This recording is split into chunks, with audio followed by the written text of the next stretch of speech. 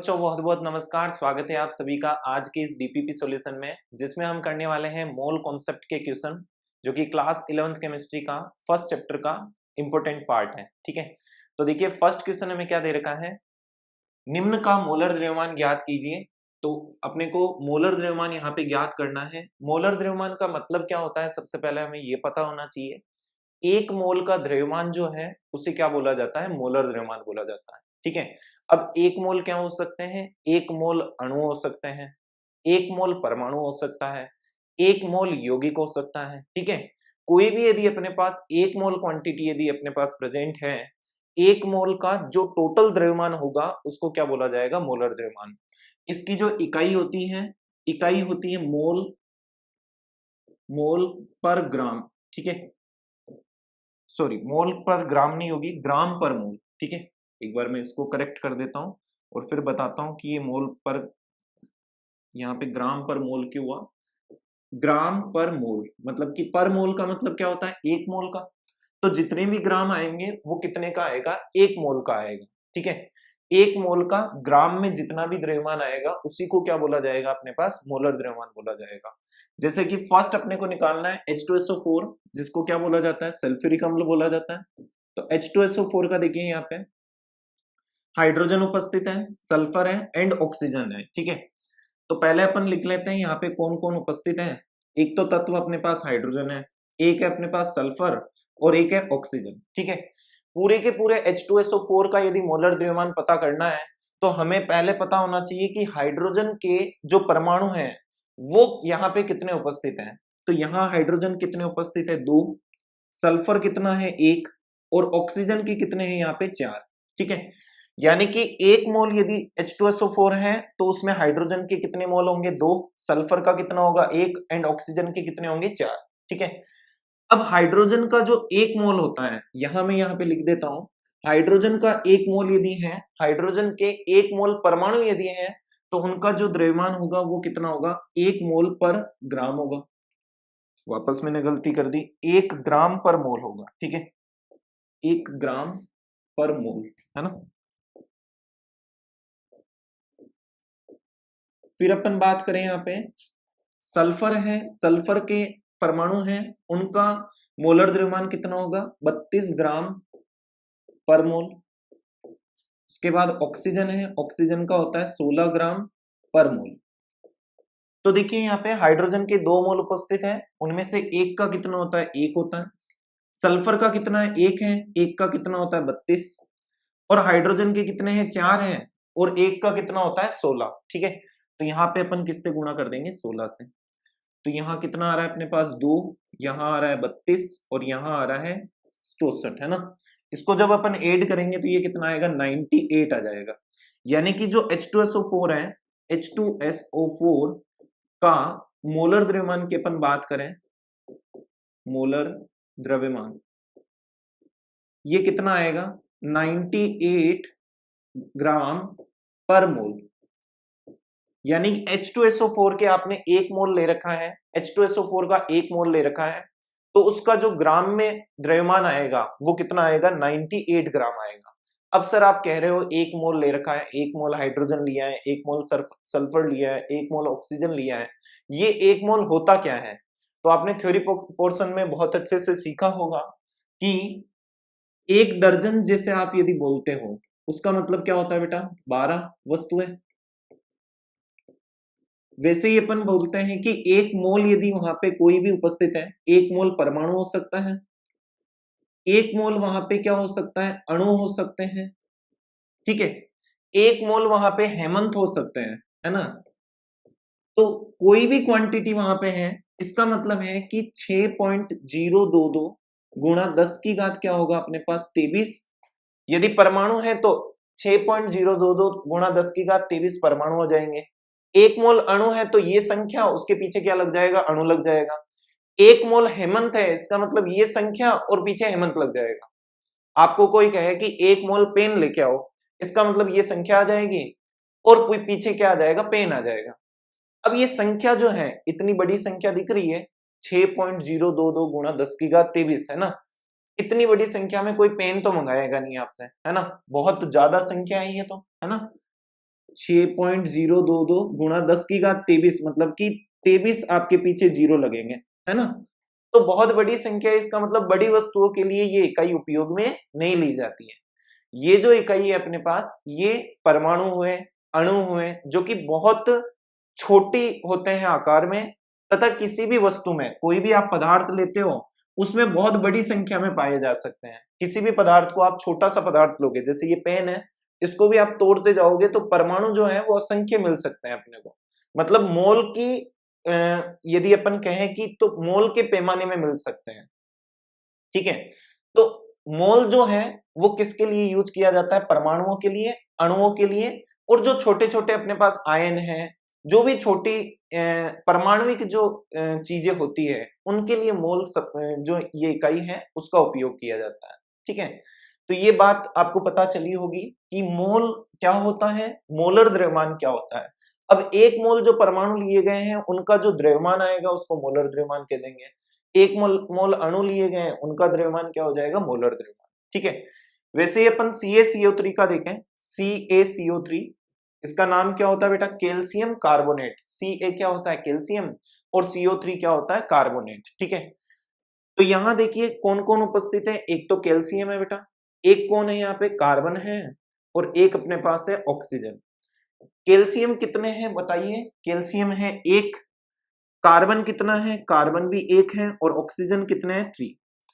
एक कैल्शियम जैसे हाइड्रोजन का कितना होता है बेटा? एक होता है। सल्फर का कितना होता है? 32। ऑक्सीजन का 16 होता है। वैसे ही एक कैल्शियम जो है, एक मोल कैल्शियम का जो अपने पास मोलर द्रव्यमान होता है वो होता है 40 ग्राम पर मोल। कार्बन का जो होता है वो होता है 12 ग्राम पर मोल, ठीक है। और जो ऑक्सीजन है उसका तो मैंने लिखवा ही रखा है। तो यहाँ पे कैल्शियम एक उपस्थित है, एक का कितना होता है? 40, तो यहाँ पे आ जाएगा 40। कार्बन जो है उसका 12 होता है, तो यहाँ पे आ जाएगा 12, और ऑक्सीजन जो होता है उसका 16, देन यहाँ आ जाएगा 48। इसको अपन कैलकुलेट करते हैं तो अपने पास आ जाएगा 100, यानी कि यहाँ कैल्शियम कार्बोनेट जो है उसका मोलर द्रव्यमान होता है 100 ग्राम पर मोल। थर्ड देखिए CH3COOH क्या होता है? एथेनोइक एसिड होता है। ये आपके लिए होमवर्क है, ये आपको खुद को करना है सोल्व। सी का मैंने बता दिया, हाइड्रोजन का भी बता रखा है। नंबर ऑफ हाइड्रोजन वहां पे पता करना है, हाइड्रोजन के मोलर द्रव्यमान से गुणा करना है। H2O जल होता है, ठीक है, इसका भी मोलर द्रव्यमान आपको यहाँ पे कैलकुलेट करना है, ठीक है। नेक्स्ट अपने पास आता है HNO3। HNO3 का नेम क्या होता है? Nitric acid. HNO3 का मैं कैलकुलेट कर लेता हूं। इसमें एक नया आया है अपने पास नाइट्रोजन। नाइट्रोजन के 1 मोल परमाणु होते हैं, उनका मोलर द्रव्यमान कितना हो जाएगा? 14 ग्राम पर मोल, ठीक है। तो HNO3 का यहाँ पे अपन कैलकुलेट करें तो HNO3 कितने हाइड्रोजन उपस्थित है, कितने नाइट्रोजन है, कितने ऑक्सीजन है, वो कैलकुलेट कर लीजिए पहले, फिर उनको मल्टीप्लाई कर दीजिए। हाइड्रोजन कितना है बेटा? 1, नाइट्रोजन भी 1 है, ऑक्सीजन यहाँ पे है 3, 16 से मल्टीप्लाई कर देंगे। नाइट्रोजन का 1 का कितना होता है? 14, और हाइड्रोजन का कितना होता है? 1। तो यहां आ जाएगा 1, 14 एंड ये आएगा 48, ठीक है। और ये अपने पास होगा 63, तो 63 मोल ग्राम पर मोल आ जाएगा, ठीक है। ये अपने पास इसका मोलर द्रव्यमान होगा। क्या आपको बात समझ में आ रही है? ठीक है। नेक्स्ट अपन देखते हैं H3PO4। ये क्या होगा? फास्फोरिक एसिड होगा। ये भी मैं कैलकुलेट करता हूं। फास्फोरस जो होता है बेटा उसका अपने पास होता है 31 ग्राम पर मोल, ठीक है। तो आप यहाँ पे कैलकुलेट करते हैं। देखिए H3PO4 है बेटा, तो यहाँ पे हाइड्रोजन, फास्फोरस है एंड ऑक्सीजन है, ठीक है। हाइड्रोजन कितने हैं? 3 है। फास्फोरस कितना है? 1 है। ऑक्सीजन कितना है? 4 है। हाइड्रोजन का 1 का कितना होता है बेटा? हाइड्रोजन का 1 का होता है अपने पास 1। फास्फोरस का अभी मैंने बताया कितना होता है? 31, एंड ऑक्सीजन का कितना होता है? 16। आई होप अब आप कर पाओगे। 3 आ जाएगा, इसके बाद 31, ये कितना आएगा? 64, ठीक है। ये आ जाएगा 8, 3 और 6 कितना होगा? 9। तो H3PO4 जो है उसका कितना आ चुका है अपने पास? 98 आ चुका है, ठीक है। 98 के पीछे इकाई क्या लगेगी मोलर द्रव्यमान की? ग्राम पर मोल। कई बार कई टीचर्स जो है या फिर कई बुक्स में भी ये ग्राम पर मोल लिखा नहीं होता है, बट आपको ध्यान रखना है 1 मोल का ग्राम में जितना द्रव्यमान आएगा उसी को मोलर द्रव्यमान कहा जाता है और इसकी इकाई अपने को ग्राम पर मोल लगानी होती है। नेक्स्ट देखिए NaNO3 NaCl, तो NaNO3 का मैं करवा देता हूं, NaCl का आपका होमवर्क रहेगा बेटा, है ना। तो NaNO3 देखते हैं, देखिए NaNO3, पहले तो नेम बताइए इसका क्या होता है, बताओ, कमेंट में बताओगे आप, है ना। सोडियम नाइट्रेट होता है, ठीक है, सोडियम नाइट्रेट, सोडियम नाइट्रेट। और यहाँ पे अपने पास जो है सबसे पहले तो सोडियम है, फिर कौन है, नाइट्रोजन है, फिर कौन है, ऑक्सीजन है, ठीक है। सोडियम कितना है यहाँ पे, 1 है, नाइट्रोजन भी 1 है, ऑक्सीजन यहाँ पे कितने हैं, 3 है, ठीक है। एक सोडियम का कितना होता है ये भी आप याद कीजिएगा, एक सोडियम का होता है 23 ग्राम पर मोल, ठीक है, 23 ग्राम पर मोल होता है, तो 23 से गुणा कर देंगे। एक नाइट्रोजन का कितना होता है, 14 होता है, और एक ऑक्सीजन का होता है 16। तो यहां आप इसको ऐड कर दीजिएगा और ऐड करके आप मुझे कमेंट में बताइएगा कि इसका कितना आंसर आता है। और सोडियम क्लोराइड का भी कितना आंसर आता है ये भी आप मुझे कमेंट में बताइएगा। तो आपके कितने होमवर्क हो गए, देखिए पहला होमवर्क आपका एथेनोइक एसिड हुआ, ये आपको होमवर्क में बताना है। जल का तो आप बता ही दोगे और याद होना चाहिए, जल का होमवर्क है कि आपको याद ही होना चाहिए जल का, तो है ना। NaNO3 का याद करना है और NaCl का होमवर्क में आपको करना है। और उसके साथ साथ एक होमवर्क ये भी है, Cl का आपको मोलर द्रव्यमान बताना है, ठीक है, कि Cl का मोलर द्रव्यमान कितना होता है, एक ये मैं नहीं बता रहा हूं, ठीक है ना। तो नेक्स्ट क्वेश्चन करते हैं, देखिए सेकंड क्वेश्चन क्या दे रखा है, 200 ग्राम कैल्शियम कार्बोनेट में कैल्शियम कार्बोनेट के मोल की संख्या ज्ञात कीजिए। अच्छा, अभी तो हमें मोलर द्रव्यमान निकालना हमने सीखा था, अब हमें कैल्शियम कार्बोनेट की मात्रा दे रखी है, कैल्शियम कार्बोनेट का जो द्रव्यमान है वो दे रखा है, हमें उसमें क्या निकालना है, मोल निकालना है। तो देखिए ऐसा कभी भी आपके पास क्वेश्चन आए कि मोल निकालना है आपको, ठीक है, कि उस मात्रा में मोल कितने हैं और आपको क्या दे रखी हो, मात्रा दे रखी हो। केस फर्स्ट है अपना ये मोल का, केस फर्स्ट है, क्या फर्स्ट है इसमें कि मोल निकालना है और मात्रा दे रखी है। तो यहां एक फॉर्मूला अपने को यूज करना होता है, दिया गया द्रव्यमान, जो भी आपको द्रव्यमान दे रखा है, ठीक है, दिया गया द्रव्यमान इसको लिखा जाता है W से, बटा नीचे आता है मोलर द्रव्यमान, उसका कितना, एक मोल का द्रव्यमान कितना है, ठीक है। मोलर द्रव्यमान को लिखा जाता है कैपिटल M से, ठीक है, और जो मोल है उसको लिखा जाता है स्मॉल m से। तो आपको सूत्र याद होना चाहिए कि मोल आपको कभी भी निकालना है, केस फर्स्ट है, मोल आपको निकालना है और आपको द्रव्यमान दे रखा है, तो आपको सूत्र क्या लगाना है, दिया गया द्रव्यमान बटा मोलर द्रव्यमान। अब देखो दिया गया द्रव्यमान W कितना दे रखा है हमें, यहाँ पे 200 ग्राम दे रखा है, तो 200 ग्राम लिख देंगे अपन, ठीक है। नीचे क्या आना चाहिए, मोलर द्रव्यमान, मोलर द्रव्यमान किसका आएगा भाई, मात्रा में कैल्शियम कार्बोनेट की दे रखी है, तो अपने पास मोलर द्रव्यमान भी किसका लेंगे अपन, कैल्शियम कार्बोनेट का लेंगे, ठीक है। तो कैल्शियम कार्बोनेट का हमें मोलर द्रव्यमान पता करना है, ठीक है। कैल्शियम कार्बोनेट का मोलर द्रव्यमान लास्ट स्लाइड में आपको बताया था कि कितना होता है, अपने पास 100 ग्राम होता है, ठीक है, अभी बताया था। देखो वापस यदि शॉर्ट में अपन निकाले हैं तो CaCO3 है, कैल्शियम का कितना होता है 40, कार्बन का कितना होता है 12, ऑक्सीजन का 16 होता है, 16 48 हो जाएगा, तो ये हो जाएगा अपने पास 100 ग्राम पर मोल, ठीक है, एक मोल में 100 ग्राम होता है, ठीक है।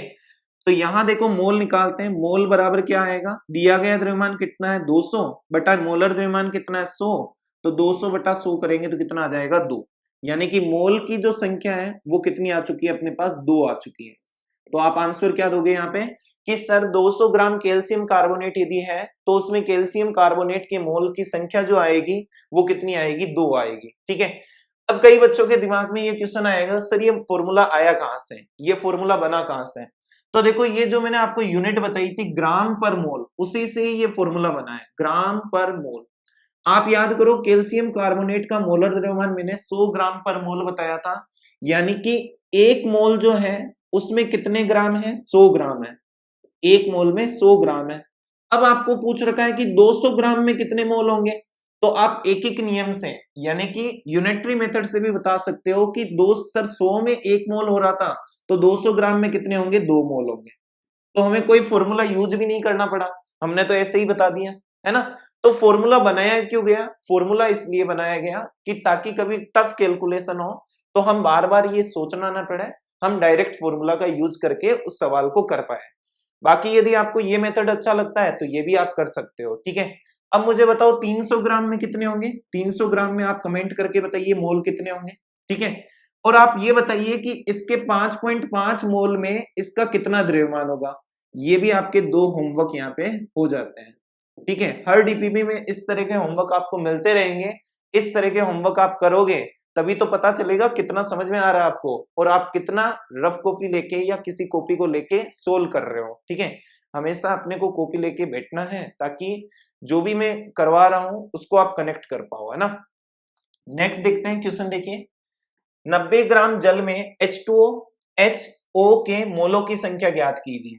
तो बेटा पहले आप इसको ट्राई कीजिए कॉपी में कि कैसे कर पाते हो आप, क्योंकि जैसा मैंने क्वेश्चन बताया था वही क्वेश्चन इस क्वेश्चन में पूछा गया है, ठीक है।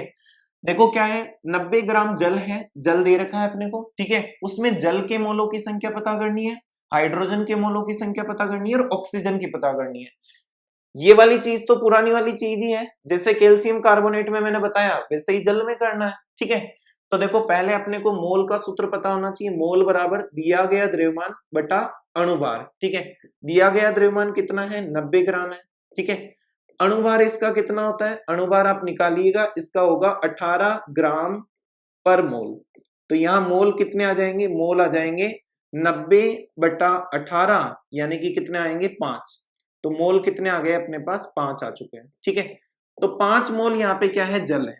जल के मोल कितने आए हैं? जल के मोल है 5, ठीक है।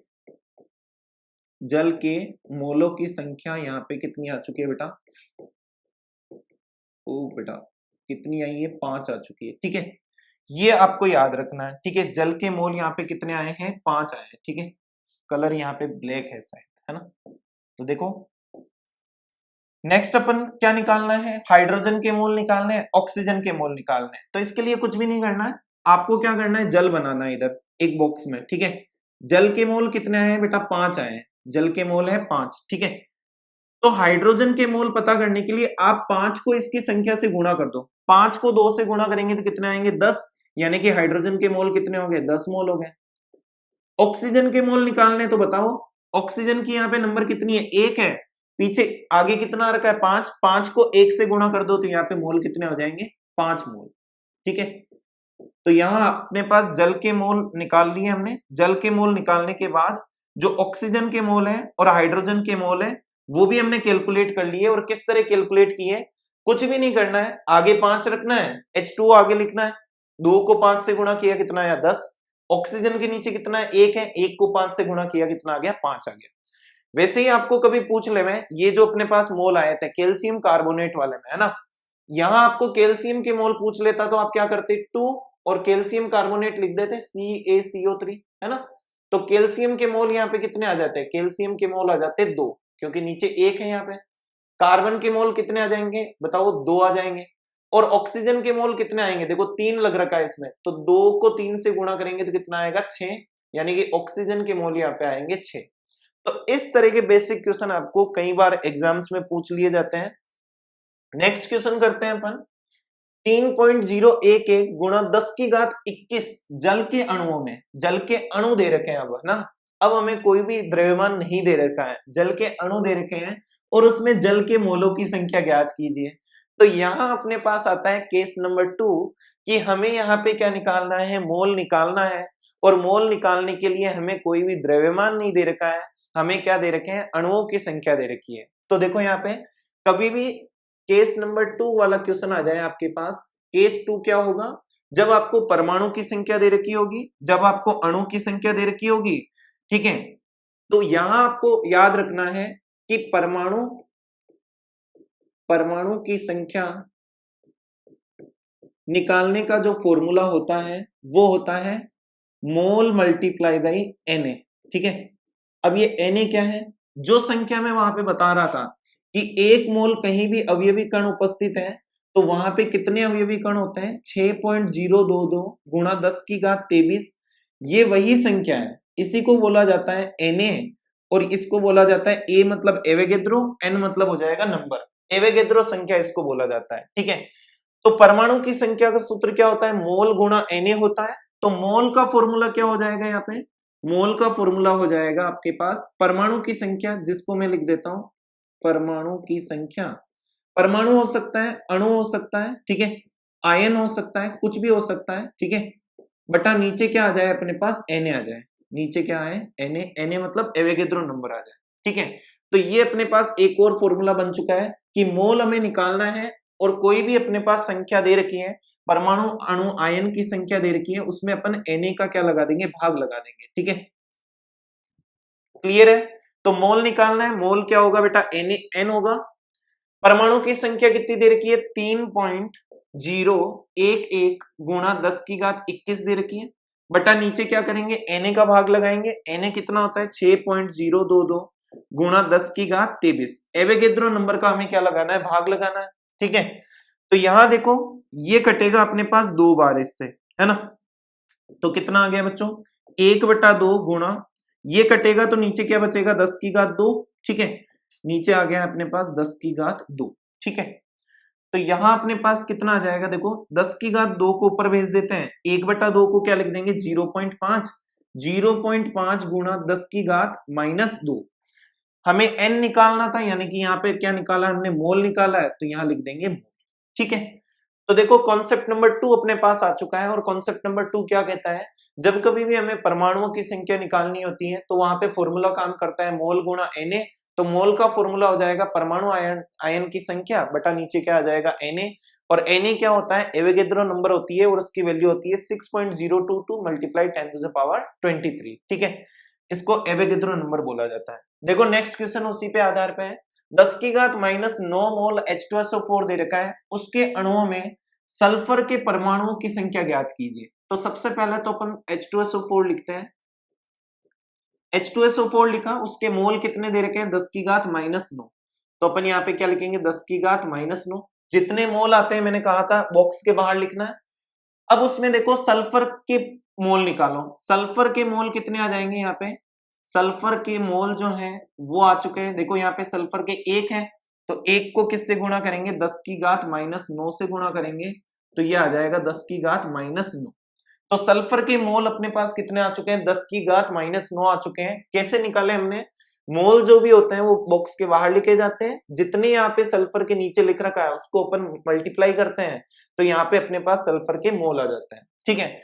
अब हमें सल्फर के परमाणुओं की संख्या पता करनी है, तो परमाणु की संख्या जो है, परमाणु की संख्या, इसका फॉर्मूला क्या होता है, परमाणु की संख्या का फॉर्मूला होता है मोल मल्टीप्लाई बाई Na, ठीक है, और मोल मल्टीप्लाई बाई Na की वैल्यू क्या हो जाएगी 6.022 गुणा 10 की घात 23, मोल कितना दे रखा है 10 की घात -9, Na की वैल्यू क्या होगी 6.022 गुणा 10 की घात 23, ठीक है।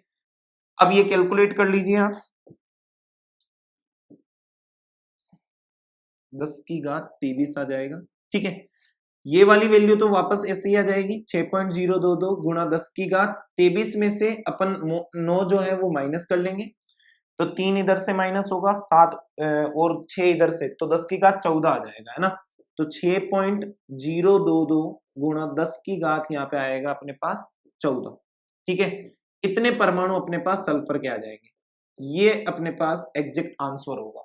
तो देखिए यहाँ पे हमने 2 कॉन्सेप्ट यूज कर लिए हैं, और एक मैं आपको क्वेश्चन और दे देता हूं, यहाँ पे HW में इसी पे बेसिस आपको 10 की घात 8 मोल क्या दे रखे हैं, मोल H2O दे रखा है, ठीक है, उसमें आपको क्या करना है हाइड्रोजन परमाणु के संख्या निकालनी है, हाइड्रोजन के परमाणु वहां पे कितने हैं वो आपको वहां पे कैलकुलेट करना है, H2O दे रखा है, हाइड्रोजन के परमाणु की संख्या कितनी होगी, मोल तो आप निकाल लोगे कितने होंगे 10 की घात 8 को किससे गुणा करोगे 2 से, तो यहां कितना हो जाएगा 2 गुणा 10 की घात 8 मोल हो जाएंगे, और उसमें फिर आपको परमाणु निकालने हैं, उसमें आपको क्या निकालने हैं परमाणु निकालने हैं, तो परमाणु की संख्या निकालने का सूत्र आपके पास है ही है, मोल आपने कैलकुलेट कर ही लिया है, Na से आप मल्टीप्लाई कर दीजिएगा, आपका आंसर निकल जाएगा। ये भी आपके पास होमवर्क है जो कि आपको कमेंट बॉक्स में क्वेश्चन का आंसर देना है, ठीक है। देखो यहाँ पे नेक्स्ट क्वेश्चन देखते हैं, 1.8 ग्राम ग्लूकोज दे रखा है, ग्लूकोज में ग्लूकोज के अणुओं की संख्या निकालनी है, पहला क्वेश्चन, फिर उसमें हाइड्रोजन परमाणु की संख्या निकालनी है। तो देखो बेटा ग्लूकोज क्या होता है, फॉर्मूला तो आपने सुना ही होगा, फॉर्मूला नहीं तो नाम तो सुना ही होगा, C6H12O6 होता है। ठीक है, यहां हमें 1.8 ग्राम ग्लूकोज दे रखा है, यानी कि मोल निकालना है और मात्रा दे रखी है, मात्रा कितनी है 1.8 ग्राम है। ठीक है, तो केस 1 यहाँ पे यूज हो जाएगा। मोल का फॉर्मूला क्या होता है, दिया गया द्रव्यमान बटा अणुभार। ठीक है, दिया गया द्रव्यमान तो सर 1.8 है, कोई दिक्कत वाली बात नहीं है, बट मोलर द्रव्यमान कैसे निकालेंगे, मोलर द्रव्यमान फॉर्मूला बता रखा है C6H12O6 है ना। कार्बन कितने बेटा 6 है, एक कार्बन का होता है 12, प्लस हाइड्रोजन कितने हैं 12 हैं, एक हाइड्रोजन का होता है 1, प्लस ऑक्सीजन कितने हैं 6 हैं, एक ऑक्सीजन का होता है 16 है ना। तो यहां आप कैलकुलेट कीजिएगा, ये आ जाएगा 180 और पीछे यूनिट क्या लगेगी, ग्राम पर मोल। ठीक है, तो यहां आप 180 का भाग दे दीजिए, पॉइंट हटेगा, नीचे कितना आएगा 10 आएगा, 18 से 180 कटेगा 10 बार, तो नीचे आ जाएगा अपने पास 1/100, और 1/100 को अपन क्या लिख देंगे 10 की घात -2, यानी कि मोल की जो संख्या आई है अपने पास वो कितनी आ चुकी है 10 की घात -2 आ चुकी है। ये तो आ चुकी है ग्लूकोज के मोल की संख्या, हमें ग्लूकोज के अणुओं की संख्या पता करनी है। यानी सर आपने केस 1 भी यूज कर लिया और केस 2 भी यूज कर लिया। भाई केस 1 में तो मोल निकाल लिया हमने, और केस 2 से हमें क्या निकालना है, अणुओं की संख्या निकालनी है। तो सर अणु तो निकालने के लिए आपने कहा था सर कि मोल को मल्टीप्लाई करना है Na से, मोल को मल्टीप्लाई करना है Na से, यानी कि मोल कितना दे रखा है 10 की घात -2 मल्टीप्लाई Na क्या है 6.022 मल्टीप्लाई बाई 10⁻23। ठीक है, तो ये आ जाएगा 6.022 गुणा 10 की घात 21। ठीक है, ये अपने पास अणु आ जाएंगे। किसके अणु आएंगे, ये ग्लूकोज के आएंगे। ठीक है, अभी तक ग्लूकोज के अणु आए हैं, फर्स्ट क्वेश्चन हमने कर लिया है। सेकंड है हाइड्रोजन परमाणुओं की संख्या। ग्लूकोज के तो अणु आए क्योंकि ग्लूकोज एक अणु के रूप में रहता है, यौगिक के रूप में रहता है। हमें अब क्या निकालना है, हाइड्रोजन के परमाणु निकालने हैं। तो बहुत ही बेसिक सा केस है, आपको बता रखा है। ये क्या बता रखा है इसमें, इधर देखिए, व्हाइट कलर यूज कर लेते हैं। सेकंड केस में यहां यूज कर लू क्या, ठीक है। हाइड्रोजन परमाणुओं की संख्या निकालनी है तो क्या करेंगे, C6H12O6 यहां पे लिखेंगे। ग्लूकोज के मोल कितने आए हैं अपने पास, ग्लूकोज के मोल है 10⁻²। ठीक है, 10⁻², को आप यहां लिख दीजिए। अब हाइड्रोजन के मोल निकालने, तो हाइड्रोजन के मोल कैसे निकालोगे, इस 12 को किससे गुणा करना है 10 की घात -2 से, इस 12 को किससे गुणा करना है 10 की घात -2 से।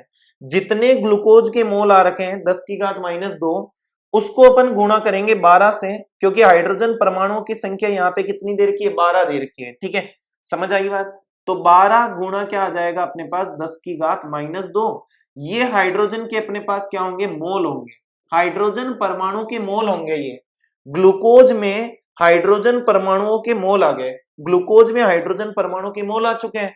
अब मोल से आपको क्या निकालना है, परमाणु की संख्या निकालनी है। तो आप क्या कर दोगे, फॉर्मूला लगा दोगे मोल मल्टीप्लाई बाई Na। मोल कितना आ चुका है 12 गुणा 10 की घात -2 मल्टीप्लाई आप क्या कर दोगे Na, तो 6.022 गुणा 10 की घात 23। अब आपको ये कैलकुलेशन करनी है और ये आपका है HW। ठीक है, और बताना है कि कितना यहाँ पे आंसर आ रहा है कमेंट बॉक्स में। नेक्स्ट क्वेश्चन करते हैं, देखिए यहाँ पे नेक्स्ट दे रखा है 1 मोल सुक्रोज में कुल परमाणुओं की संख्या ज्ञात कीजिए। कुल परमाणुओं की संख्या ज्ञात कीजिए, कुल का मतलब आ गया कि टोटल वहां पे परमाणु कितने हैं। भाई अणु तो अपन निकाल लेंगे, सुक्रोज में कितने हैं, अणु तो निकाल ही लेते हैं। देखो 1 मोल है, तो यहाँ पे अणुओं की संख्या क्या आएगी बताइए, अणुओं की संख्या जो आएगी मोल मल्टीप्लाई बाई क्या होगा बताइए Na। ठीक है, मोल कितना दे रखा है 1 दे रखा है, Na की वैल्यू हर समय रखनी नहीं है, Na ही रख दो उसको। ठीक है, कोई दिक्कत वाली बात नहीं है ना, बार बार उस संख्या को लिखना नहीं है, Na लिख दिया इसका मतलब वो सही है। ठीक है, अब उसमें परमाणुओं की संख्या पूछी है, तो देखो यदि मैं बात करूं यहाँ पे C6 या C6 नहीं है C12, ठीक है, C12 H22 और O11। ठीक है, इसमें टोटल परमाणु कितने आ रहे हैं, टोटल परमाणु आ रहे हैं कार्बन के 12 आ रहे हैं, हाइड्रोजन के 22 आ रहे हैं, ऑक्सीजन के 11 आ रहे हैं। तो 12 और 22 कितना हो गया अपने पास 34, 34 और 11 कितना हो गया 45। तो यहां परमाणु कितने हैं 45 है। तो एक अपने पास अणु है, उस एक अणु में टोटल परमाणु कितने हैं? 45 परमाणु है, अलग अलग, है ना। तो यहां एक मोल अणु है, एक मोल अणु में कितने आ जाएंगे परमाणु?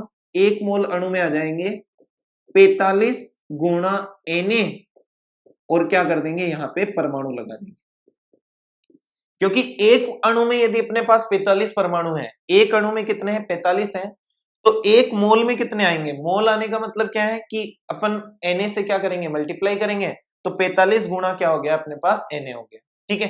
तो 45 Na यहाँ पे क्या हो जाएंगे? टोटल परमाणु हो जाएंगे। क्लियर है बात यहाँ पे?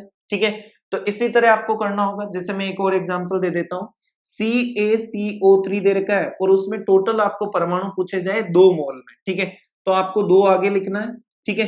कैल्शियम के कितने आ चुके हैं यहाँ पे? कैल्शियम के देखो 1 को 2 से गुणा करोगे तो 2 आ गए। कार्बन के कितने आ चुके हैं? देखो 1 को 2 से गुणा करोगे 2 आ गया। ऑक्सीजन के कितने आ जाएंगे भाइयों?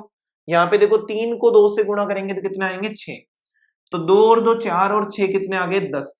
यानी कि 10 परमाणु अपने पास आ चुके हैं, किसमें? एक अणु में, जब उसके अपने पास 2 मोल लिए जाए तो 10 आ चुके हैं। 10 को अपन किससे मल्टीप्लाई कर देंगे? Na से, ठीक है। समझ आ गई बात? उसी तरह आपको करना है, आपको दे दिया जाए कि 10 मोल आपके पास है H2SO4, तो उसमें आपको निकालने हैं कुल परमाणु। कुल परमाणु कितने हैं?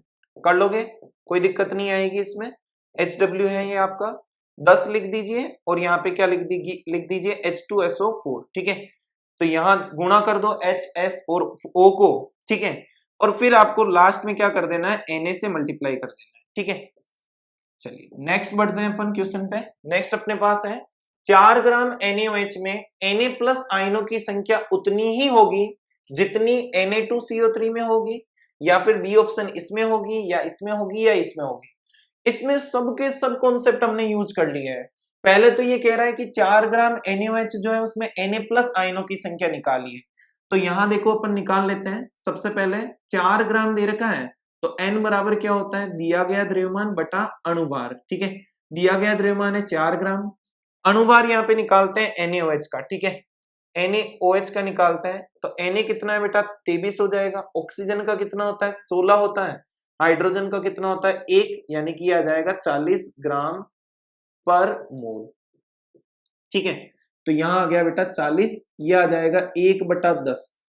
1/10 तो अपने पास मोल आ चुके हैं। अब उसमें सोडियम आयन के मोल निकालने हैं। ये तो किसके आए हैं? NaOH के मोल आए हैं। ये किसके आए हैं बेटा? NaOH के आए हैं। अब हमें उसमें NaOH में Na प्लस कितना है वो बताना है, ठीक है ना। तो एक बात सोचो यार कि एक अपने पास यदि NaOH है तो उसमें Na प्लस कितना है बेटा? Na प्लस एक ही है। आई होप आप समझ पाए होंगे, है ना। तो यहाँ 1/10 दे रखा है, तो Na प्लस यहाँ पे कितने हो जाएंगे? Na प्लस यहाँ पे 1/10 ही हो जाएंगे। क्यों हो जाएंगे? क्योंकि एक NaOH होता है, एक NaOH होता है, तो उसमें Na प्लस कितना होता है? 1। Na प्लस 1 ही दिख रहा है आपको। जब ये डिसोसिएट होगा, जब ये विघटित होगा, तो एक Na प्लस देगा और एक क्या देगा? OH माइनस देगा, है ना। तो Na प्लस कितना आ रहा है? 1 में 1 आ रहा है, तो 1/10 NaOH में कितना आ जाएगा? 1/10 आ जाएगा। यानी Na प्लस की अपने पास मोल आ चुके हैं, और Na प्लस की यदि मोल आ चुके हैं तो क्या इनकी संख्या पता कर सकते हैं? मैंने कहा था चाहे अणु हो, चाहे परमाणु हो, चाहे आयन हो, उन सब की यदि हमें संख्या पता करनी है तो वहां एक ही फॉर्मूला काम करता है, मोल गुणा Na, है ना। मोल कितना दे रखा है? 1/10 दे रखा है, और Na से अपन क्या कर देंगे? यहाँ पे मल्टीप्लाई कर देंगे। तो ये अपने पास क्वेश्चन की लैंग्वेज के अकॉर्डिंग हमने यहाँ पे बता दिया है कि इतने आपके पास परमाणु उपस्थित होंगे, ठीक है। ये जेईई मेंस का क्वेश्चन है ना बेटा। अब ए ऑप्शन में देखते हैं कि क्या Na प्लस की जो संख्या यहां आई है, क्या ये ए ऑप्शन में आ रही है क्या? तो देखो यहाँ पे कैलकुलेट करते हैं, ए ऑप्शन ही कैलकुलेट कर लेते हैं।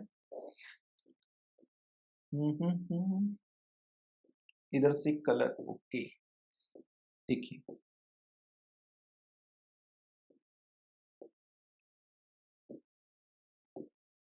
अब ये जो संख्या आई है, क्या ये अपने पास आगे वाले में आती है या नहीं आती है, वो अपन कैलकुलेट करेंगे, ठीक है। तो देखो यहाँ पे अपने पास नेक्स्ट क्या है? 10.6 ग्राम Na2CO3, है ना। तो फर्स्ट ये अपने पास A है, 10 ग्राम दे रखा है, दिया गया द्रव्यमान 10 ग्राम, बटा मोलर द्रव्यमान अपने को निकालना होगा, ठीक है। मोल निकाल रहे हैं ना, तो इसका 23 होता है, ठीक है। देखो यहां लिख देता हूं मैं Na2CO3 है ना, Na का कितना होता है बेटा 23 होता है, 2 Na है तो 2 से गुणा कर देंगे, प्लस कार्बन का होता है 12, ऑक्सीजन का कितना होता है बेटा 16 होता है, 3 से गुणा कर देंगे, ठीक है। तो यहाँ कितना आएगा देखो 23 दूना 46 प्लस 12 प्लस 16 48 है ना, तो 12 और 48 60, 60 और 46 कितना आ जाएगा 106 आ जाएगा, और ये यूनिट लग जाएगी पीछे है ना, ठीक है। तो यहाँ अपने पास मोलर द्रव्यमान कितना आ रहा है 106। 10/106 को आप यदि कट करना चाहो तो कर भी दो भले, 5 बटा कितना आ जाएगा 53 आ जाएगा, और ये आपके पास मोल आ चुके हैं, ठीक है। किसके आए हैं Na2CO3 के। अब Na2CO3 में आपको Na के पता करने हैं, क्योंकि Na के यहाँ पे निकालना है हमने, इसके बराबर आ रहे हैं या नहीं आ रहे वो पता करना है। तो Na2CO3 में Na कितने आएंगे बताओ, एक Na2CO3 है तो उसमें Na आ रहे हैं 2, Na प्लस कितने आ रहे हैं 2 आ रहे हैं, है ना। तो यहां एक अपने पास 5/53 यदि Na2CO3 है, 5/53 Na2CO3, तो वहां कितने आएंगे 2 गुणा 5/53 Na प्लस आ जाएंगे। ऐसा क्यों बोल दिया, क्योंकि एक में 2 आ रहा है, एक में 2 आ रहा है, तो 5/53 में कितना आएगा 2 गुणा 5/53 आ जाएगा, 2 गुणा 5/53, एक में 2 आ रहा है तो 5/53 में कितना आएगा 2 से गुणा कर देंगे, है ना। यही तो करते हैं, छोटे बच्चे थे तब भी आपने यही किया होगा। तो ये 10 बटा क्या आ जाएगा 53 और Na प्लस। क्या इसमें Na प्लस की जो संख्या आई है, क्या इसमें जो Na प्लस की जो संख्या आई है वो क्या हमारे जो Na प्लस की संख्या ऊपर आ रही थी उसके बराबर आ रही है क्या। यहाँ जो 10/53 Na प्लस आ रहे हैं, क्या ये 10 Na/10 के बराबर आ रही है, नहीं आ रही है। इसका मतलब ऑप्शन ए अपने पास क्या होगा बेटा इनकरेक्ट होगा, ठीक है। ऑप्शन ए अपने पास इनकरेक्ट है। ऑप्शन बी अपन चेक कर लेते हैं ना ध्यान से। 58.5 ग्राम NaCl दे रखा है, ठीक है। तो पहले तो NaCl का अपन मोलर द्रव्यमान पता करेंगे, है ना। Na का कितना होता है 23, Cl का कितना होता है 35.5, ठीक है। तो ये कितना आ जाएगा बेटा 58.5 आ जाएगा, ठीक है। तो यहां अपन सेकंड ऑप्शन चेक करते हैं, दिया गया द्रव्यमान कितना है 58.5 ही है, मोलर द्रव्यमान कितना है 58.5, तो ये कटेगा तो कितना आ जाएगा 1 आ जाएगा। तो मोल कितना आ चुका है अपने पास, मोल आ चुका है 1। तो यहां संख्या कितनी आ जाएगी NaCl में अपने पास Na जो है वो कितना आएगा 1 ही आएगा, 1 NaCl में 1 Na है, तो 1 मोल दे रखा है, तो अपने को आगे कुछ करने की आवश्यकता ही नहीं है, आगे कुछ भी आवश्यकता नहीं है भाई। 1 में कितना आता है 1 ही आता है, यानी Na प्लस के अपने पास मोल आ चुके हैं। NaCl के मोल हमने कितने निकाले 1 निकाले, तो उसमें Na कितना आएगा 1 ही आएगा, सीधी सी बात है यार, क्या दिक्कत है ना। और उसमें अपने को क्या निकालनी है संख्या निकालनी है, तो 1 गुणा क्या कर देंगे Na, क्योंकि मोल मल्टीप्लाई बाई Na क्या होता है उसकी संख्या आ जाती है ना। तो क्या ये संख्या अपने पास ऊपर वाले क्वेश्चन के बराबर आ रही है क्या, नहीं आ रही है सर, तो ये भी अपने पास क्या हो जाएगा बेटा इनकरेक्ट हो जाएगा। सी ऑप्शन चेक कर लेते हैं, 100 ml ऑफ 0.5 m Na2CO3 है ना, Na2SO4। सर ये m क्या आ गया, ये यहाँ पे m क्या आया है, ये चीज देखो बहुत ध्यान से। ये m जो है इसको बोला जाता है बेटा मोलरता, m को क्या बोला जाता है, कैपिटल M जो है इसको अपन बोलेंगे मोलरता, जिसको अंग्रेजी में कहते हैं मोलेरिटी, ठीक है। मोलेरिटी इसको बोला जाता है। अब मोलेरिटी कभी भी दे रखी हो, ये अपने पास केस नंबर 3 चल रहा है, केस नंबर 3 है, मोलेरिटी कभी भी दे रखी हो और आपको आयतन दे रखा हो और मोल निकालना है, तो उसका फॉर्मूला क्या वर्क करता है, मोल बराबर आता है अपने पास मोलेरिटी मल्टीप्लाई बाई आयतन। आयतन को किससे लिखते हैं V से लिखते हैं, ठीक है। तो आयतन को V से लिखेंगे तो यहाँ पे अपने पास क्या आ जाएगा, ये फॉर्मूला काम आ जाएगा कि मोल का सूत्र क्या बनेगा, मोलेरिटी मल्टीप्लाई बाई वॉल्यूम, ठीक है। अब यहाँ मोलेरिटी भी दे रखी है, वॉल्यूम भी दे रखा है, हमें 100 ml दे रखा है, तो यहाँ निकाल लेते हैं, किसका निकालेंगे Na2SO4 का। तो थर्ड ऑप्शन यहाँ चेक कर लेते हैं बेटा जी, मोल निकालना है, मोलेरिटी कितनी है 100 ml है, ठीक है। 100 ml, यहाँ एक बात ध्यान रखनी है, ये जो वॉल्यूम है ये आना चाहिए किसमें, लीटर में आना चाहिए, ये वॉल्यूम लीटर में आना चाहिए। यदि ml में दे रखा है तो क्या करना है, लीटर में चेंज करने के लिए 1000 से डिवाइड दे देना है। लीटर में यदि कभी भी चेंज करना हो ml को तो हम क्या करते हैं 1000 का भाग लगा देते हैं, ठीक है। 1000 का भाग लगा दिया और यहाँ किससे गुणा कर देंगे, मोलरिटी से। मोलरिटी अपने पास क्या है 0.5 है, ठीक है।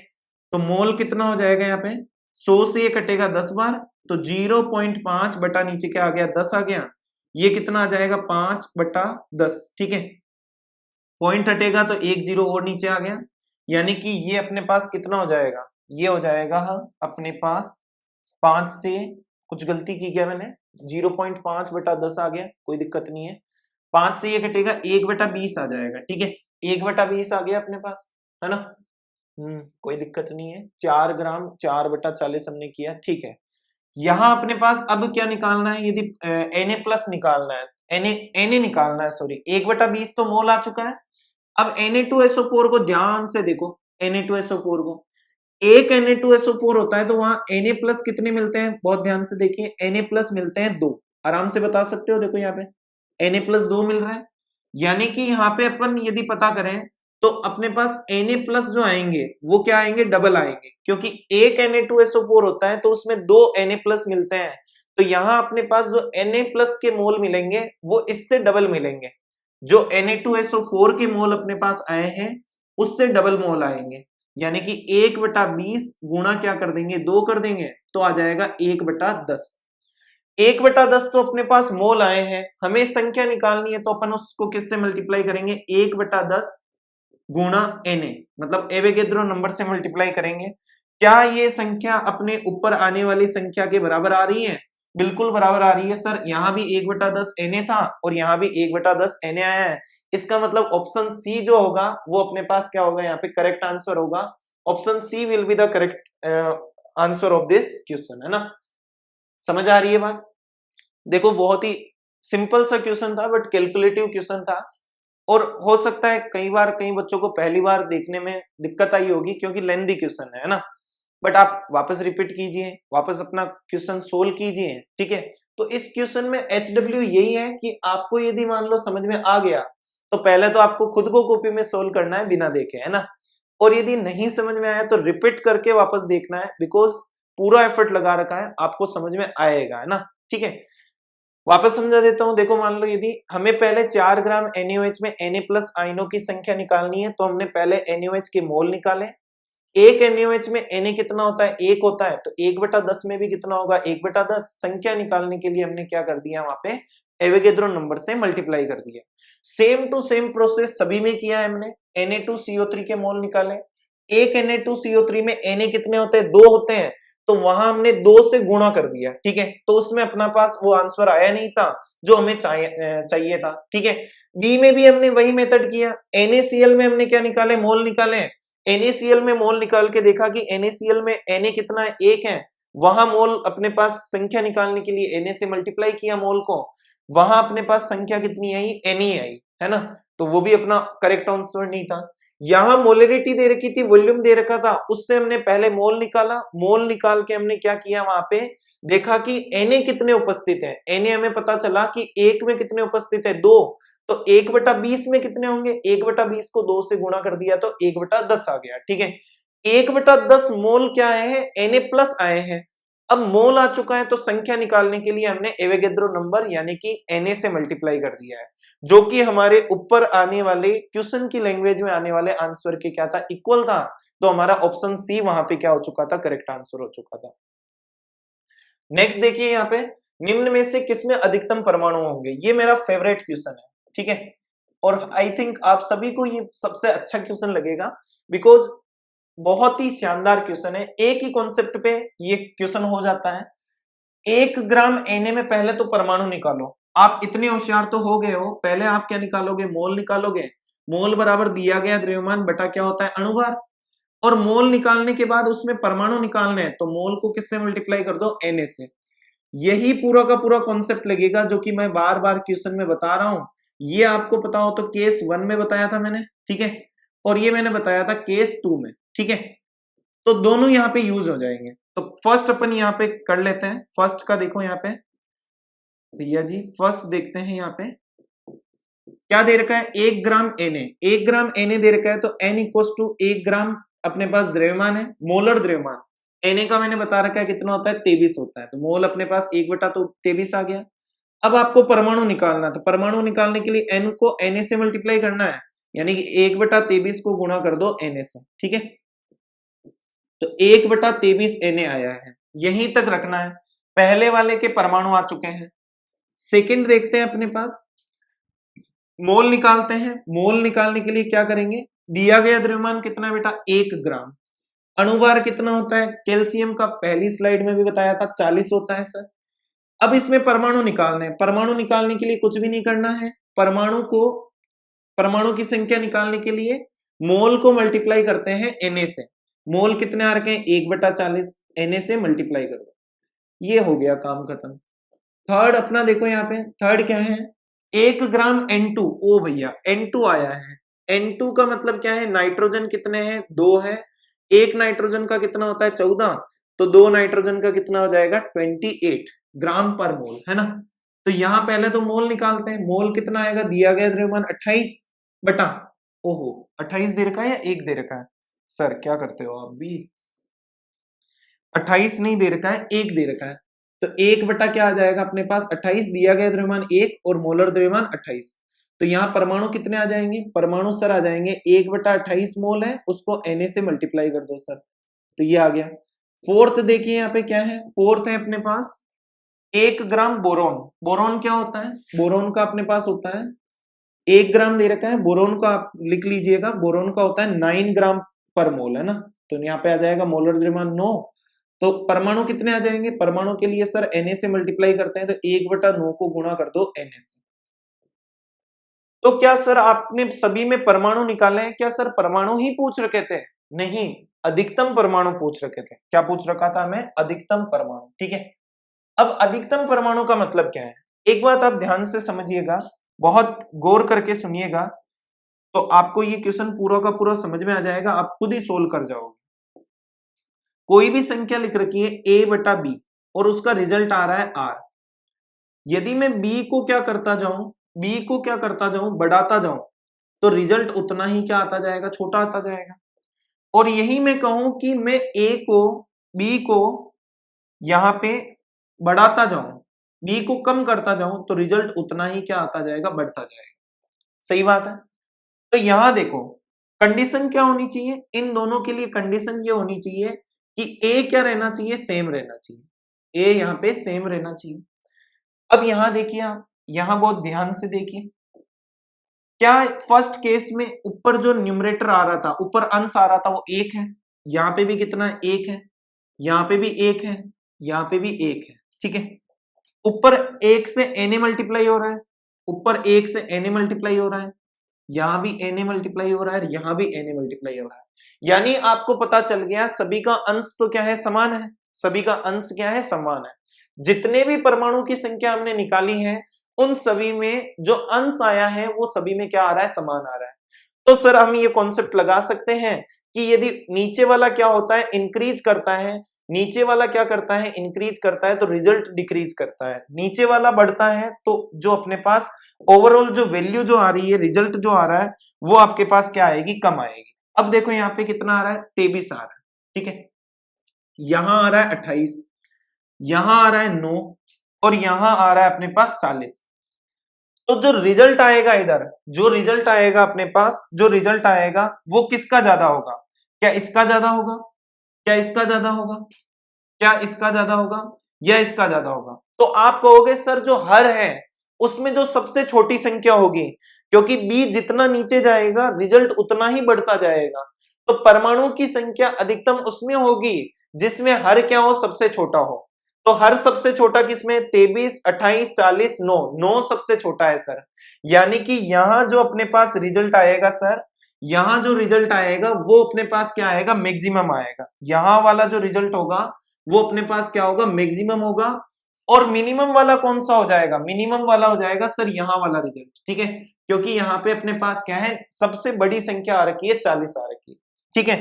तो मैं कह सकता हूं यहां अपने पास कौन सी संख्या आएगी, मैक्सिमम आएगी, अधिकतम आएगी, क्योंकि यहां जो हर है वो सबसे छोटा है, और यहां कौन सी आएगी, मिनिमम आएगी, ठीक है। तो अधिकतम परमाणु बताने थे, तो अधिकतम परमाणु कौन से में आ रखे हैं, डी ऑप्शन में आ रखे हैं। तो D will be the correct answer of this question. ठीक है, नेक्स्ट क्वेश्चन करते हैं। देखिए 4.4 ग्राम CO2 और 22.4 लीटर H2 STP पर एक नया नाम आ रखा है STP। ठीक है, STP को समझ लेते हैं अपन। यहाँ पे क्या होता है STP, देखिए यहाँ पे जो अपने पास है STP, इसका मतलब होता है स्टैंडर्ड। स्टैंडर्ड का मतलब हमारे पास कुछ मानक पैमाने तय किए गए हैं, उनको स्टैंडर्ड कहा जाता है। टेम्परेचर एंड प्रेशर, मतलब वैज्ञानिकों ने कुछ तापमानों को स्टैंडर्ड बताया है, कुछ प्रेशर जो है उनको स्टैंडर्ड बताया है, कुछ को क्या मतलब एक दो ही है अपने पास, है ना, लेकिन उनकी जो पैमाने हैं वो अलग अलग होते हैं। लेकिन जो मोस्ट फेमस अपने पास होगा वो STP माना जाता है। एक NTP भी होता है। STP क्या होता है कि टेम्परेचर अपने पास जो होता है वो होता है 273 केल्विन और प्रेशर जो होता है वो होता है 1 atm। ठीक है, ये STP पे कंडीशन जब ली जाती है, ये कंडीशन जब ली जाती है तो अब अपने पास एक और चीज आने वाली है। ये कंडीशन जब ली जाएगी, है ना, ये तो STP की कंडीशन हो गई कि प्रेशर 1 एटमॉस्फेयर होना चाहिए, टेम्परेचर 273 केल्विन होना चाहिए।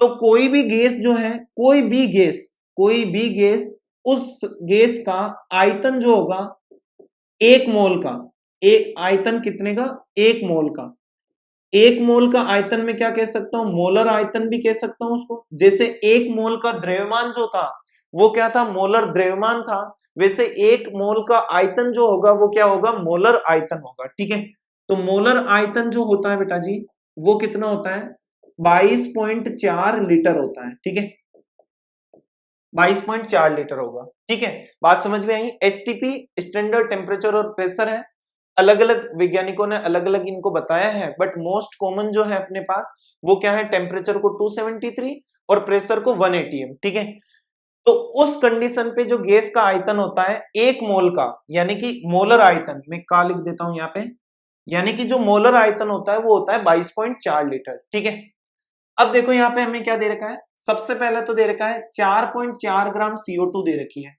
और 2.24 लीटर H2 STP दे रखी है, उन दोनों को मिलाया गया। अब उस कंटेनर में कुल कितने अणु उपस्थित है वो बताना है। ठीक है, तो सबसे पहले तो देखो आप केस नंबर 1 यूज कीजिए, आप CO2 के मोल निकाल लीजिए। तो CO2 के मोल कैसे निकालेंगे, N बराबर क्या होगा, दिया गया द्रव्यमान बटा अणुभार।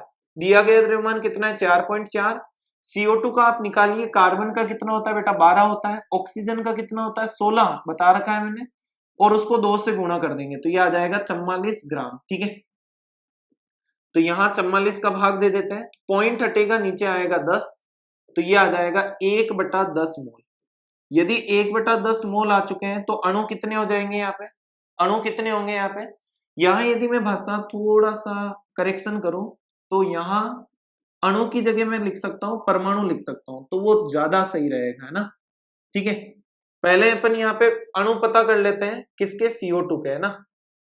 अणु पता करते हैं तो अणु CO2 के कितने आ जाएंगे, 1/10 गुणा क्या हो जाएगा, Na। ठीक है, 1/10 गुणा Na।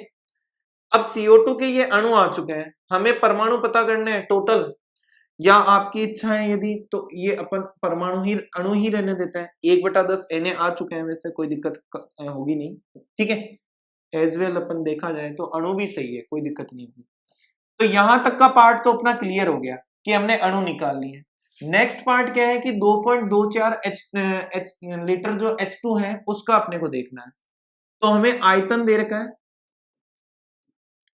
आयतन V की वैल्यू जो है वो कितनी दे रखी है बेटा, 2.24 लीटर दे रखी है। क्या ये वैल्यू आपको समझ में आई, आयतन दे रखा है। ठीक है, हाइड्रोजन गैस दे रखी है, हमें उससे कोई मतलब नहीं है, क्योंकि गैस का आयतन यदि मोल में दे रखा है, 1 मोल का सभी के लिए कितना होता है, 22.4 लीटर होता है। तो मोल यहाँ पे कैसे निकाला जाता है, मोल देखो केस नंबर अपने पास क्या हो गया, ये 4th हो गया। ठीक है, मोल हमेशा कभी भी आयतन दे रखा हो तो आपको लिखना है दिया गया आयतन, दिया गया आयतन बटा नीचे आ जाता है मोलर आयतन। जैसे नीचे मोलर द्रव्यमान आता है, मोल वाले में वहां पे केस फर्स्ट में हमने मोलर द्रव्यमान पढ़ा था, आयतन वाले केस में क्या आएगा, मोलर आयतन आएगा। अब मोलर आयतन कितना होता है, 22.4 लीटर होता है, तो यहाँ पे क्या लिख देंगे 22.4, और ये किस में आना चाहिए, लीटर में। ठीक है, यहाँ दिया गया आयतन भी किस में होना चाहिए, लीटर में। ठीक है, क्या बात समझ में आई, दिया गया आयतन बटा नीचे क्या होना चाहिए, मोलर आयतन, दिया गया आयतन बटा मोलर आयतन। मोलर आयतन क्या है 22.4 है, तो हमने 22.4 लिख दिया। तो देखो मोल कितना आएगा, दिया गया आयतन कितना दे रखा है 2.24 बटा मोलर आयतन दे रखा है 22.4। पॉइंट हटेगा ऊपर कितना जाएगा 10, पॉइंट हटेगा नीचे कितना आएगा 100। इससे ये कट जाएगा तो मोल कितने आ गए अपने पास 1/10। मोल 1/10 आ चुके हैं, तो अणु निकाल लोगे बेटा। अणु कितना आ जाएगा 1/10 गुणा Na। ठीक है, ये आपको बात पता चली गई होगी कि अणु कैसे निकाले जाते हैं। तो यहाँ 1/10 Na है और यहाँ भी कितने हैं 1/10 Na है, तो टोटल कितने हो जाएंगे अपने पास, टोटल हो जाएंगे 2 गुणा 1/10 Na, क्योंकि दोनों के अणु अपने पास समान है। ठीक है, तो ये कितना हो जाएगा Na/5। ठीक है, ये अपने पास टोटल अणु हो जाएंगे उस कंटेनर में, है ना। तो हमने क्या किया है, यहाँ पे दोनों गैसों को मिलाया, दोनों गैसों के पहले मोल पता किए, मोल को हमने किससे मल्टीप्लाई कर दिया Na से, तो वहां पे टोटल अपने पास अणुओं की संख्या आ चुकी है।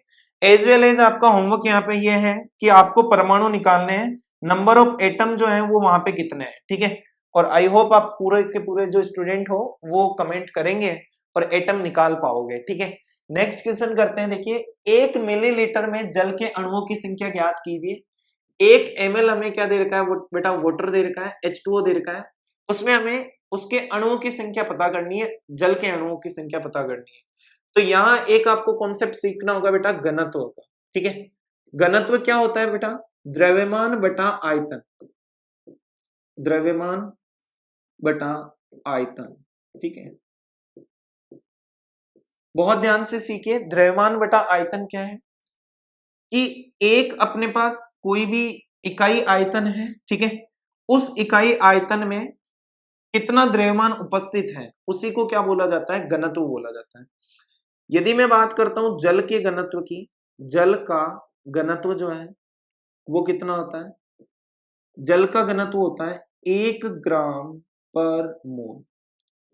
1 ग्राम पर मोल हो, ओहो सर मोल क्यों यूज कर रहे हो, 1 ग्राम पर ml होता है, क्योंकि आयतन तो ml में होता है ना।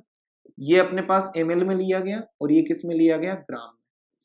तो जल का घनत्व कितना होता है 1 ग्राम पर ml होता है, ये बात आप ध्यान रखिएगा। ठीक है, समझ आ गई बात। नेक्स्ट देखो यहाँ पे अपने पास क्या है, 1 मिलीलीटर दे रखा है। इसका मतलब देखो क्या है कि 1 मिलीलीटर आपके पास जल दे रखा है, तो उसमें जल का द्रव्यमान कितना होगा 1 ग्राम होगा। ठीक है, क्योंकि 1 ग्राम पर ml, 1 ml में कितना उपस्थित है 1 ग्राम उपस्थित है, तो 1 ml दे रखा है उसमें क्या होगा 1 ग्राम होगा, सीधी सी बात है। तो आपको यहाँ पे जल का दिया गया द्रव्यमान जो है वो कितना है 1 ग्राम है। ठीक है, आयतन कितना दे रखा था 1 ml दे रखा था, 1 ml में कितना ग्राम उपस्थित होता है 1 ग्राम होता है। ठीक है, 1 ml में 1 ग्राम होता है ना। आपको मान लो 100 ml दे रखा होता तो 100 ml में कितना होता 100 ग्राम हो जाता, बस बात खत्म। ठीक है, तो जितना ml होता है उतना ग्राम होता है, जितना ग्राम होगा उतना ml होगा, ये बात मैं सिखाने की कोशिश कर रहा हूँ। ठीक है, यहां देखो अपने पास जल के अणुओं की संख्या पता करनी है, तो पहले मोल पता कीजिए। मोल बराबर दिया गया द्रव्यमान बटा अणुभार, दिया गया द्रव्यमान 1 है, अणुभार जल का पता कीजिए। हाइड्रोजन 2 है, 2 का 2 ही होगा, ऑक्सीजन 1 है, 1 का 16 होता है, तो ये आ जाएगा 18, नीचे 18 का भाग दे देंगे।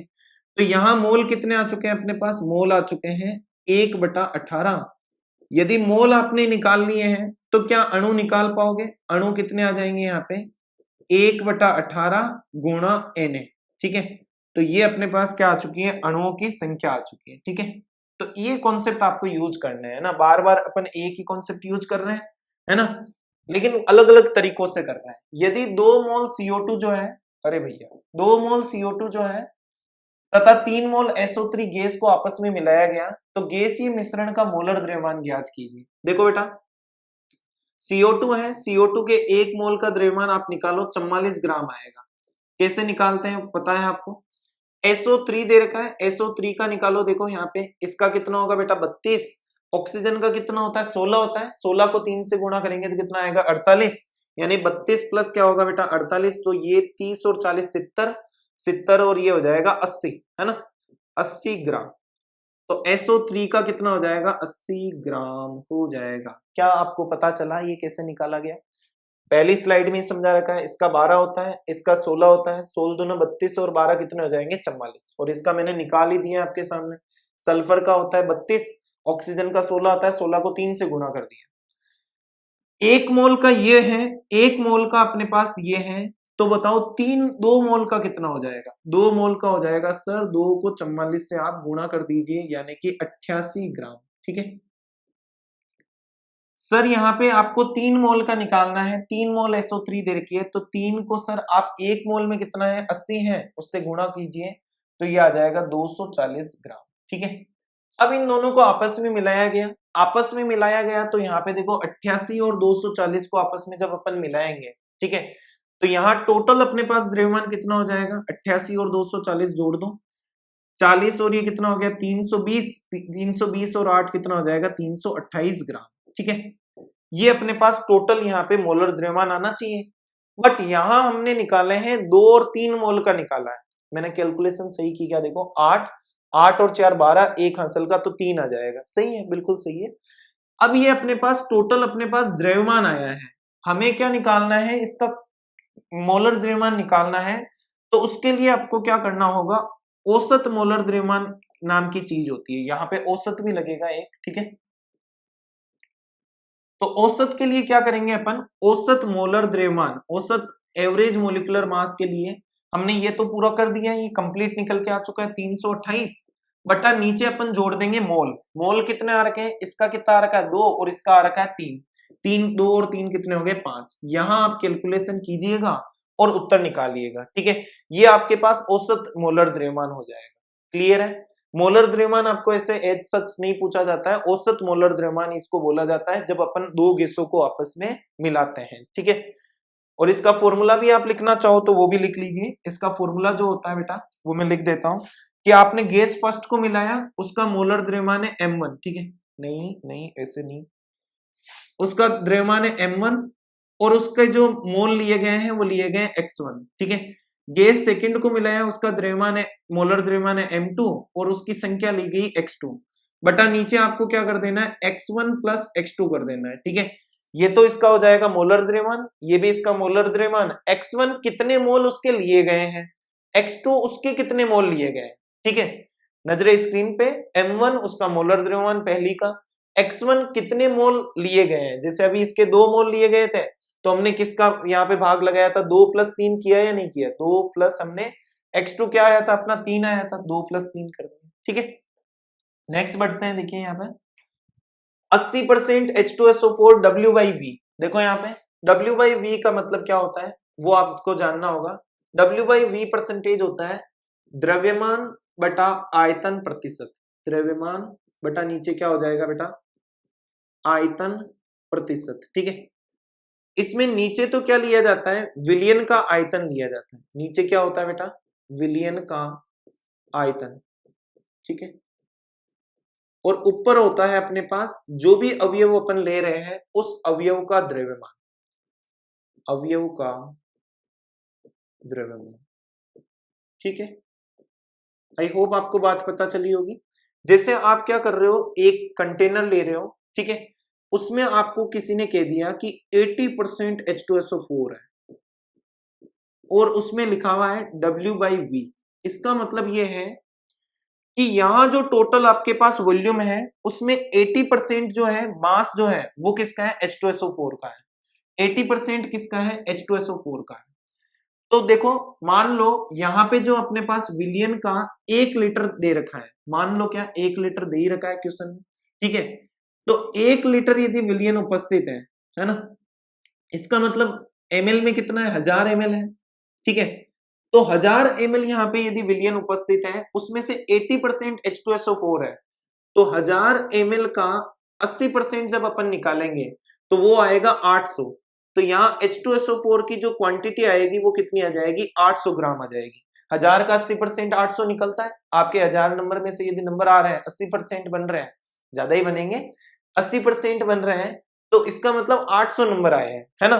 वैसे ही 1000 ml यदि आयतन दे रखा है तो उसमें W/V % का मतलब है अवयव कितना है 800 ग्राम उपस्थित है, अवयव कितना है 800 ग्राम है। ठीक है, तो यहां मैं क्या लिख सकता हूं, पहला तो विलियन का आयतन कितना दे रखा है 1 लीटर दे रखा है, और जो आपके पास H2SO4 है वो 1000 ml में से यदि 80% है, इसका मतलब H2SO4 का जो द्रव्यमान है W वो कितना दे रखा है बेटा जी, 800 ग्राम दे रखा है, ठीक है, 800 ग्राम हो जाएगा, है ना।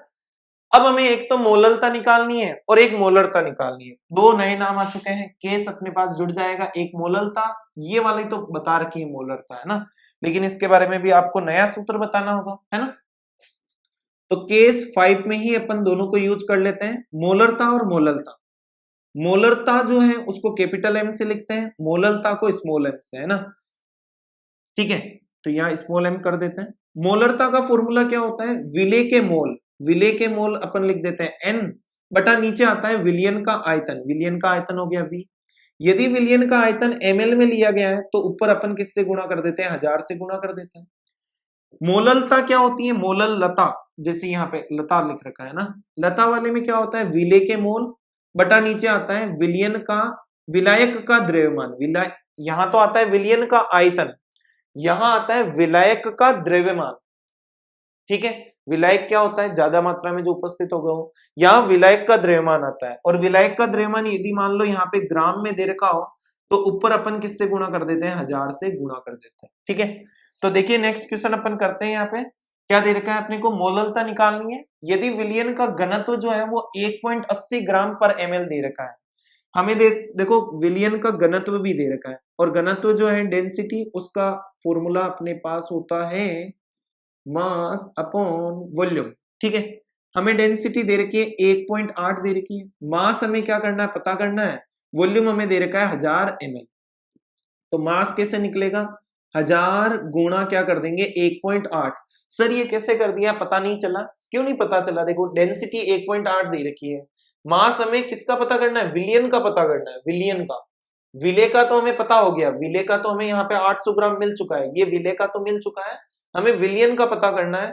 तो हमने आयतन भी किसका रखा है, विलियन का ही रखा है, ठीक है, ये रख दिया, और घनत्व भी किसका रखा है, विलियन का ही रखा है यार, कोई नई चीज तो की नहीं। तो 1.8 को 1000 से अपन गुणा करेंगे तो m निकल जाएगा, और वो कितना निकल के आएगा, 1800 निकल के आएगा, यानी कि जो विलियन था वो कितना था, 1800 ग्राम था, ठीक है। यहाँ पे जो था टोटल ये कितना था, 1800 ग्राम था, उसमें से अपने पास एक तो क्या हो गया, 800 ग्राम जो है ये H2SO4 हो गया, ठीक है, ये H2SO4 हुआ, और जो 1000 ग्राम जो बचा वो कौन हुआ अपने पास, ये विलय हो जाएगा, और ये वाला क्या होगा बेटा, विलायक। तो 1000 ग्राम अपने पास क्या आ चुका है, विलायक आ चुका है, ठीक है। तो ये यहाँ पे जो विलायक का द्रव्यमान आता है, विलायक का द्रव्यमान आता है, वैसे एक्चुअली यहाँ पे अपने को W लिखना चाहिए ना, लिखना चाहिए ना, W लिखना चाहिए, ये इरेजर छोटा छोटा कर लेते हैं, चलो यहाँ W लिखना चाहिए, क्योंकि दिया गया द्रव्यमान हमेशा हम W से ही लिखते हैं, ठीक है। अब देखो पहले मोललता पता कर लेते हैं, मोललता स्मॉल m क्या आएगा, विले के मोल, विले के मोल निकाल लेते हैं पहले। विले के मोल कैसे निकालेंगे, 800 ग्राम दे रखा है, मोल कैसे निकाला जाता है बताइए, दिया गया द्रव्यमान 800 हो जाएगा, बटा नीचे क्या आएगा बताइए, मोल के लिए नीचे क्या आता है, दिया गया द्रव्यमान बटा मोलर द्रव्यमान। मोलर द्रव्यमान H2SO4 का पहली स्लाइड में ही हमने पहला क्वेश्चन में निकाला है 98 होता है, ठीक है।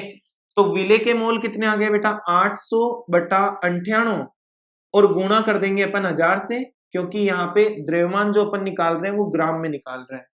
और नीचे आता है विलायक का द्रव्यमान, विलायक का द्रव्यमान देखो कितना दे रखा है, विलायक का द्रव्यमान 800 विलय आया था, तो विलायक कितना आ गया अपने पास, 1000 आ गया, ठीक है। तो विलायक का द्रव्यमान यहाँ पे लिख देंगे 1000, तो 1000 से 1000 गया, मोललता अपने पास कितनी आ जाएगी, 800 बटा 98।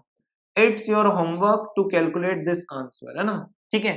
अब सर मोलरता भी बता दीजिए, मोलरता क्या होता है, विले के मोल कैपिटल M से लिखेंगे, ठीक है। विले के मोल कितने आए, 800 बटा 98, बटा नीचे क्या आता है, विलियन का आयतन, वो भी कितना है, 1000 है, गुणा यहाँ पे भी क्या कर देंगे 1000, तो 1000 से 1000 कट गया। It's your homework to calculate this answer, ये सेम ही आएगा। तो सर मोलरता और मोललता तो सेम ही आ गई, लेकिन यहाँ डिफरेंस क्या है, डिफरेंस ये है कि जो अपने पास मोलरता होती है, मोलरता, उसका जो आपके पास होमवर्क यहाँ करना, उसके बाद जो इकाई आती है वो आती है मोल पर केजी, मोल पर केजी आती है। और यहां जो अपने पास इकाई आती है मोलर, ये मोललता में आ गई, मैंने मोलरता के दिया था पहले, ये मोलरता में आ गई।